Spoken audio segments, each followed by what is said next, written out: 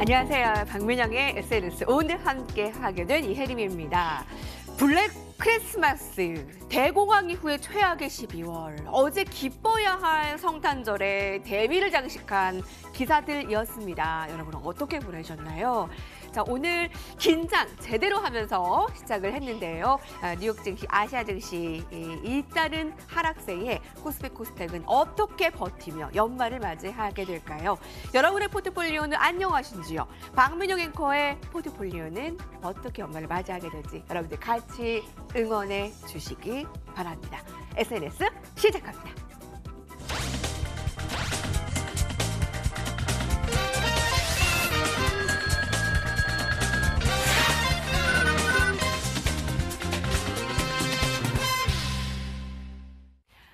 네, 반갑습니다. 지금 유튜브로도 많은 분들 함께 즐거워 있습니다. TV로도 또 시청자분들 인터넷으로도 많이들 참여해주고 있는데 여러분들의 종목 오늘 아마 손실 보면서 이 프로그램을 같이 하고 있을 거라고 생각이 들고요. 서로 으쌰으쌰하며 연말을 함께 하게 될 텐데 포트폴리오 남의 포트폴리오는 어떨까? 내 거보다 나을까라는 궁금증도 가지고 있을 겁니다. 오늘 한국투자증권 이프렌제어 박재영 차장과 에이코스닥 신준섭 팀장이 함께합니다. 두 분 안녕하세요. 안녕하십니까. 네, 어서 오십시오. 자, 백민영 앵커가 어떻게 연말에 포트폴리오가 정리가 되는지 함께 살펴보겠습니다.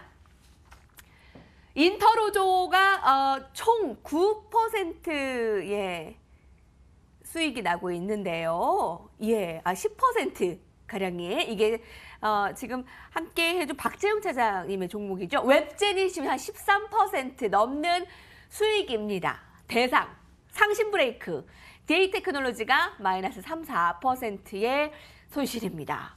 웹젠과 인터로조가 잘 버티고 있네요. 자, 특히 이 웹젠은 지난 월요일에 16, 17%까지 올라갔다가 지금 상승폭은 줄였지만 그래도 1등 공신 역할을 하고 있고요. 지난 금요일에 매수를 해서 일주일도 되지 않았는데 가장 큰 공의 역할을 하고 있습니다.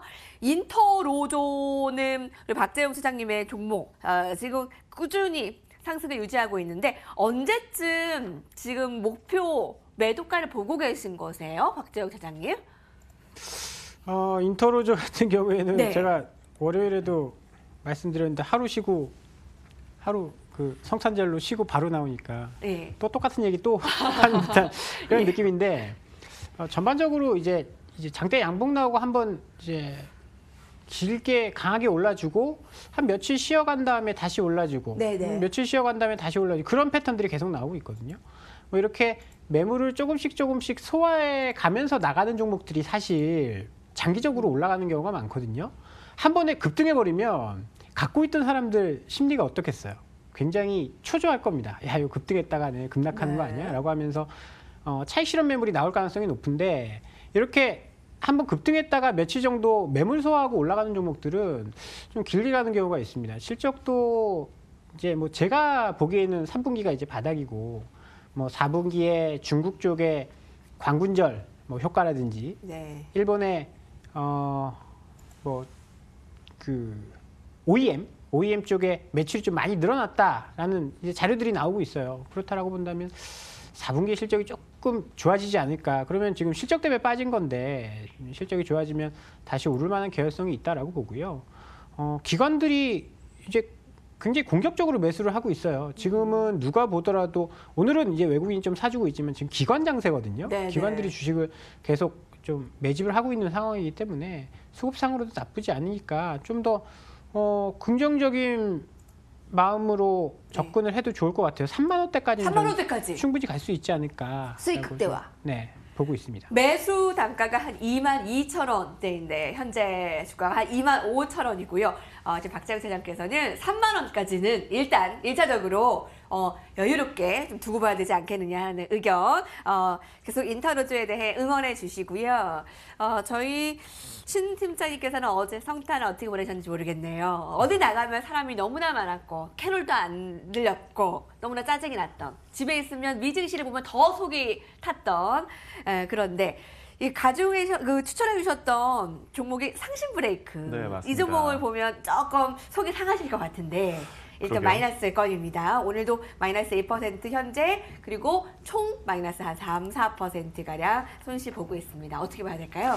글쎄요, 일단 그 추가적으로 일단 들어갔을 때 네. 초반에 이제 추천이 들어갔을 때 이제 제법 이제 수익이 좀 나오긴 했었거든요. 근데 그때 이제 그 신세계푸드를 이제 교체 전략을 하면서 다행히 이제 상신 브레이크가 좀 수익이 좀 났었는데 어쨌든 지금 기업적으로 빠진 거는 아니라고 판단이 들어요. 일단 그 상신 브레이크는 이제 뭐 주봉을 보시면 아시겠지만 워낙 이제 그 최근에 단기적으로도 많이 빠졌고 또 중요한 부분이 일단은 이제 그 기업적으로는 악재가 이미 선반영이 된 상태거든요.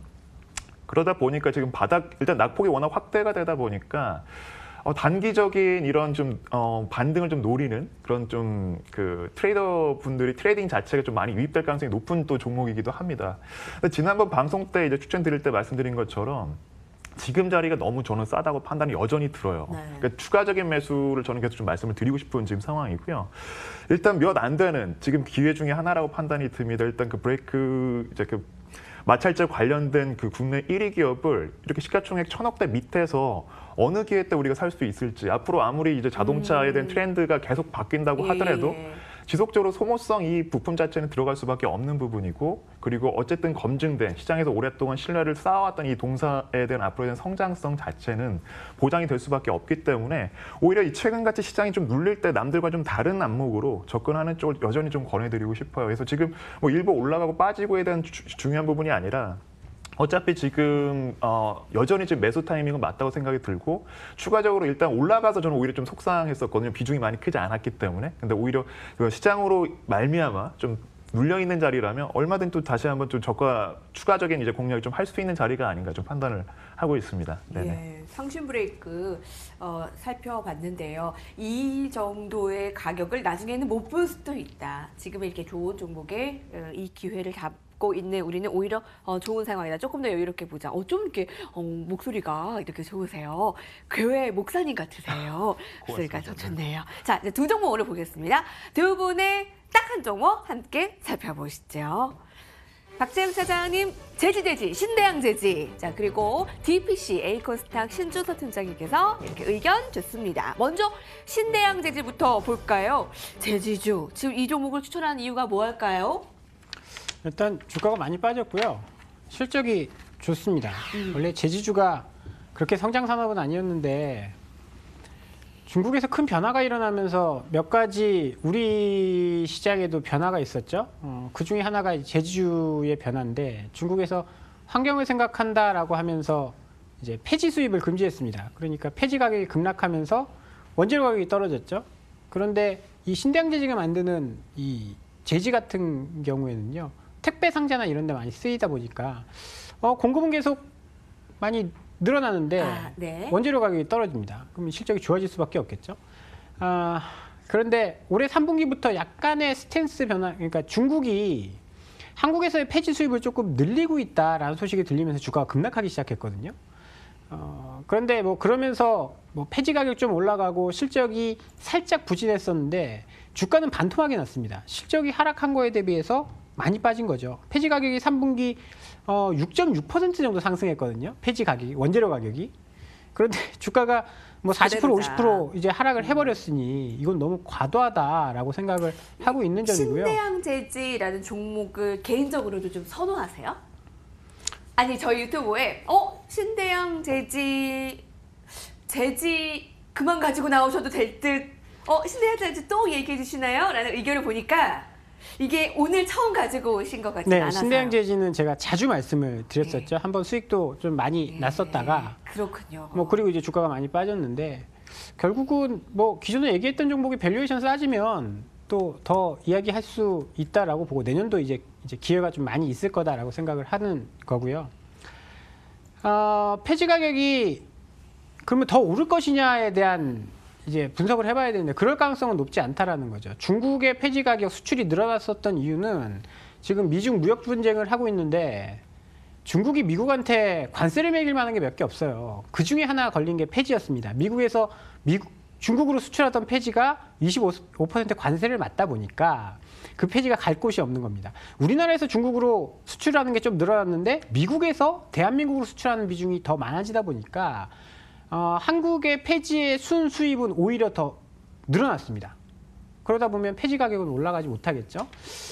이익은 아마 계속 잘 나올 거예요. 4분기에도 실적이 잘 나올 거고 실적 대비해서 굉장히 저평가되어 있습니다.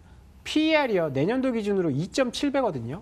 PBR 아니고 PER이 2.7배입니다. 이건 말도 안 되는 밸류에이션인데 사실 뭐 밸류에이션만으로 우리 시장을 지금 뭐 설명하기 굉장히 어렵죠. 뭐 역사적 이제 PBR 단 저점을 지금 계속 뭐 하단으로 깨고 있는 그런 상황이기 때문에 뭐 저평가된 종목이 워낙 많겠지만 결국은 실적이 계속 좋다라고 한다면 그 실적을 따라서 주가가 올라가겠죠. 혹은 이렇게 낮은 주가를 정당하기 위해서는 뭐 실적이 내려오든지 둘 중에 하나 해야 되는데 제가 봤을 때는 실적이 내려올 가능성은 그렇게 크지 않다라고 판단을 하고 있고요. 그래서 내년도 실적에 비해서 굉장히 저평가되어 있는 신대양재지를 오늘 말씀을 좀 드려보도록 하겠습니다. 원재료가 하락하고 있고 연말에 택배 물량 늘어나고 실적이 좋을 수밖에 없는데 요새 애들이 아빠보다 택배 아저씨를 더 기다려요. 예, 택배와 관련한 신대양재지 지금 이 종목은 실적 대비 너무 저평가다. 자, 그러면 전략을 어떻게 가지고 가신 겁니까? 가격 전략이요.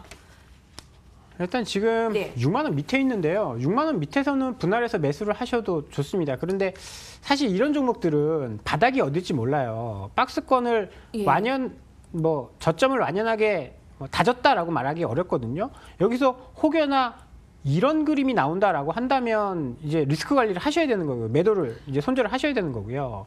그게 아니다라고 봤을 때는 6만 원 밑에서는 조금 매수를 하셔야 되는 거고요. 손절선을 좀 짧게 잡아야 될 것 같아요. 5만 5천 원 정도를 손절선으로 좀 잡아드리고 그 밑으로 이탈하지 않는다라고 한다면 내년도에 조금씩 모아가면 꽤 큰 수익을 거둘 수 있을 만한 저평가된 종목이다.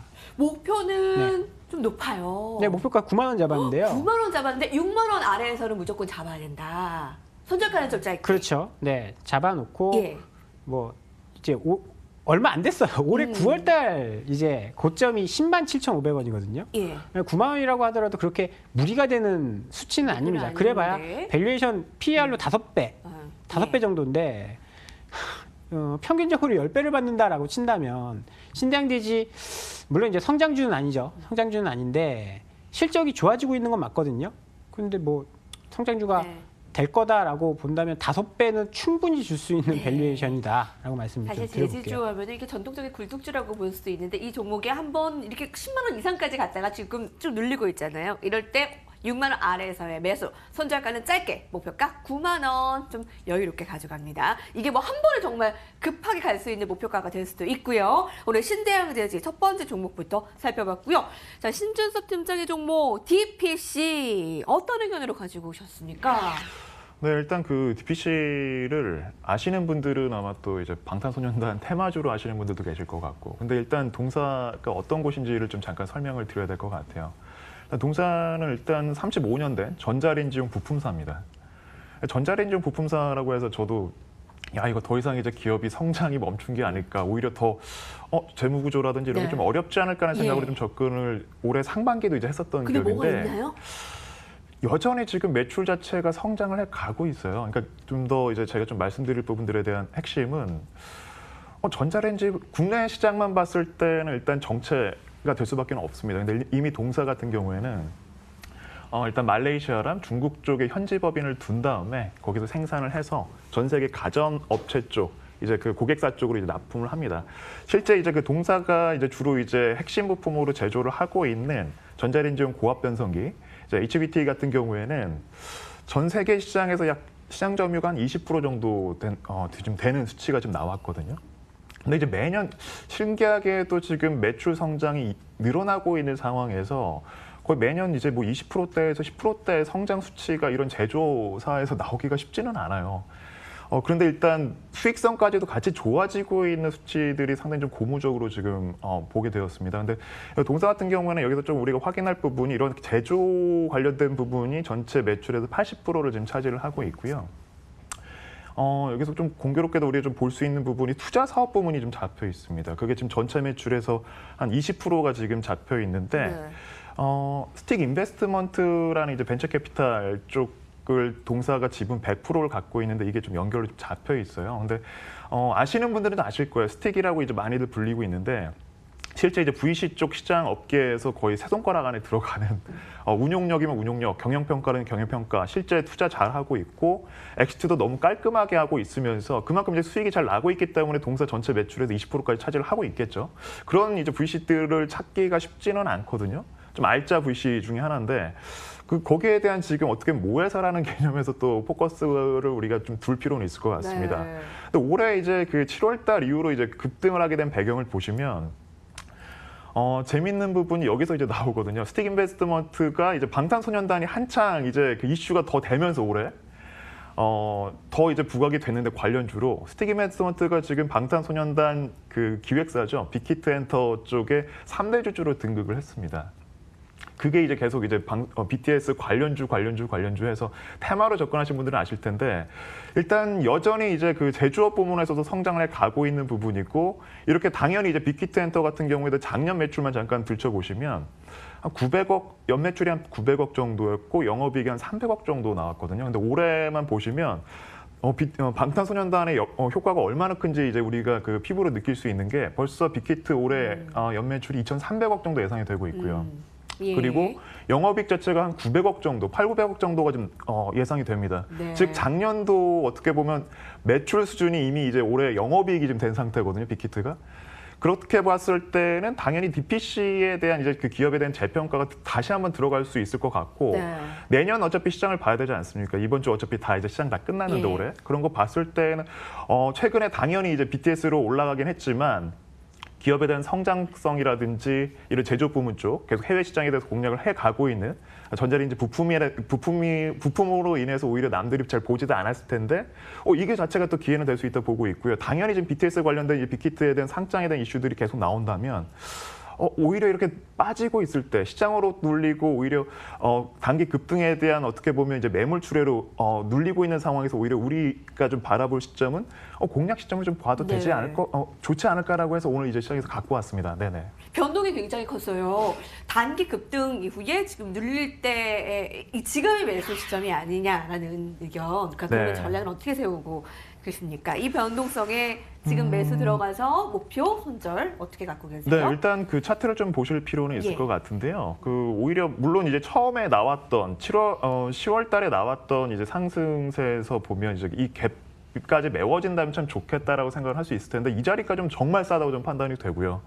일단 두 번째 갭까지는 좀 눌릴 수는 있을 것 같아요. 일단 121선을 기준으로 해서 지속적인 공략 시점을 좀 가져보시면 좋을 것 같고요. 1차적인 목표 자체는 지금 6,000원대 후반 정도로 좀 제시를 해드리는데 최근에 시장이 좀 많이 좋지 않잖아요. 근데 이미 이제 동사 같은 경우에는 단기 반등이 나오고 다시 한번 이제 계속적으로 물량이 출회되면서 단 한 번의 반등도 없었습니다. 그런 거 봤을 때는 단기적으로도 반등 속도가 좀 빨리 나올 걸로 예상이 되기 때문에 1차적인 이제 그 목표치는 한 6,000원대 후반 정도. 예. 그리고 손절 라인은 이제 4,000원대 이제 그 한 4,800원 정도 이 정도로 좀 보시고 접근해 보시면 좋을 것 같습니다. 네네. 오늘 TV 시청하시는 분들이 이 두 종목 모두 다 좋은 종목인데 이게 타이밍이 맞는 것이냐, 이게 어느 타이밍에 들어가서 수익을 극대화시켜야 되는 것이냐에 대한 궁금증이 있다라고 하십니다. 오늘 신대양 제주 대 DPC, DPC 대 신대양 제주 어느 쪽에 매수를 더 하고 싶으십니까? 유튜브 의견으로 함께 주고 계십니다. 채팅창에 의견 주세요.